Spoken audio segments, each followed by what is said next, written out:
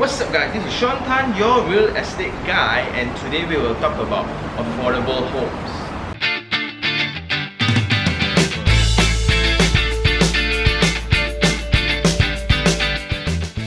So what up? It's been a while since the government ever pushed this series called affordable homes, because they want to address like every backyard should have a home and every person in the country should be able to have a home to stay lah. That's why there's a lot of implementations of and executions of projects such as, just to name a few, Prima, Rumah Selangorku, PVA 1M, and what's the one more? All these are initiatives by the government in order to address the housing issues of Malaysia. However, there's a confusion.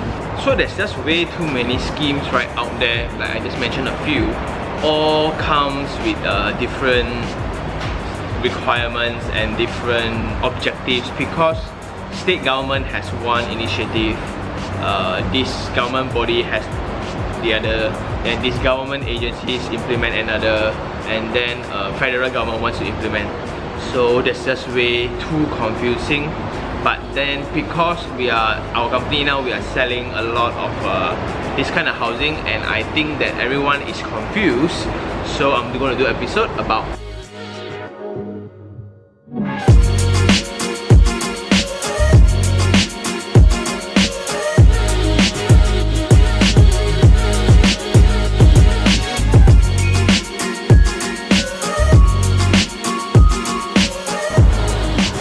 So in terms of comparison, we will just put on side by side, right? So this is Rumah WIP, Rumah Selangorku again, and this is Prima. And for both Rumah WIP and Rumah Selangorku, you need to be 18, then you are eligible to apply for one. But unfortunately for Prima, you need 21. You need to be 21 and above. So moving on, how to qualify is actually the salary range. So as a person and as an individual, you need to be less than 10,000 per month, or if a couple, you need to be less than 15,000. However, for Selangorku, you need to be as a person. So that's a little bit more complicated because it's differentiated into types, type A, B, C and D. So the size increase according, so A is the smallest, B is followed by C, followed by D. So if you want to apply for type B, C and D, you need to be around 3,000 to 10,000 only you can apply for those. But if you're in this range, you cannot apply for type A, which is the studio unit.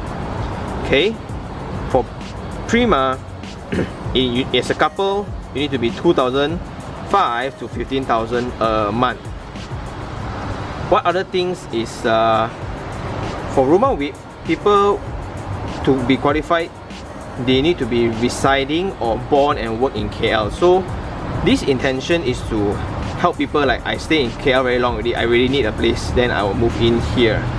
But in Selangorku, you need to be a person not from Selangor to be able to buy a house in Selangor, which is kind of weird.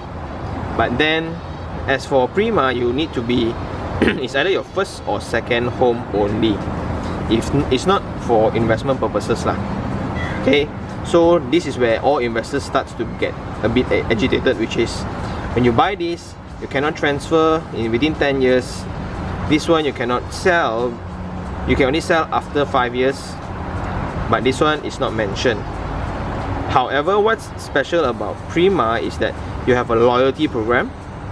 Then they have a loyalty program where people who stays and purchase a Prima, right, a Prima unit, then they were entitled to all these different food outlets, discount cards and things like that lah. So they also have a flexible financial scheme where for the first 5 years you can only opt for the interest only loan, which actually reduces your monthly installment lah. Okay, for Selangorku, you cannot rent, you need to stay yourself. But the rest they didn't mention.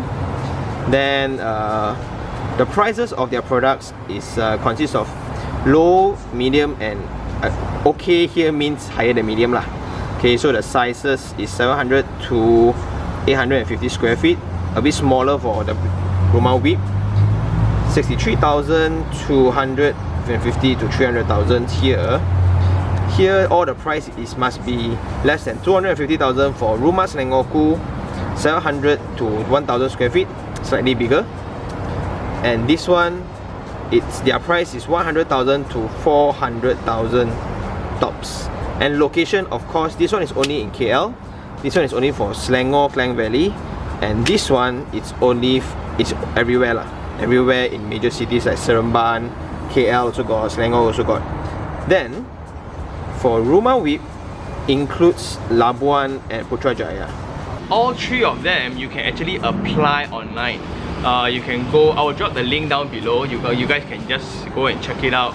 And what you will need to do is you will need to qualify yourself by registering, going through, and guys, it's a test of your patience. It will be, because you need to actually qualify yourself, where you need to upload your salary, your 3-month salary slips, you need to address, you need to send all your phone, how to prove that you actually work here, your company address, then all the income, your KWSP, all this kind of thing, financial documents to prove that you are eligible for the program. So now, my advice is to be patient and just go through the pain, and don't be so entitled like, yo, government wants to give house, only give for those. That is what. Now it's our chance to actually apply for one. And besides this, I hear a lot of successful cases where they apply for the My Deposit. If you've not seen, I will just link the video down below for My Deposit, where you can get a free 30,000, to actually invest. Okay, so it's a government initiative. Just take it. Like, a lot of people would then complain like, I can't invest, I cannot rent it out, it's so difficult. In 10 years time I cannot sell. What am I supposed to do with it? These government initiatives are supposed to help everyone get a house to live in. Like for those that outstation, they come to KL, they need a place to stay and reside. So before it takes another 5 to 10 years in their careers before they can start going wild and bold in their lives. So again, links down below, go check them out, and I would really suggest to just apply for all these kind of things. It's really helpful, and general election is pretty close, so maybe this is the time before. Okay, so there are formats about how this kind of projects go about in the industry. Some they are implemented into developers like Rumah Whip. They will get some private developers, so the government will give them permission to launch some big ass project, but part of it needs to be a Rumah Whip component. So a Rumah Whip component may be in certain format of condominium projects in the city nowadays. That's why, like, if you see ads that are around 300,000 in KL city center, just there's no harm asking, is this Rumah Whip? If it's Rumah Whip, nothing wrong with that. There's nothing wrong with Rumah Whip, okay? Because these are the people who are earning around 10,000 a month, yo. And some can be agencies like the government will just like give them a land, they will construct and build, so the cost of them to build will be lower in terms of, because the land is partly discounted already, so they can sell at a lower price. Last but not least, one great news I want to share with you all is that, wait,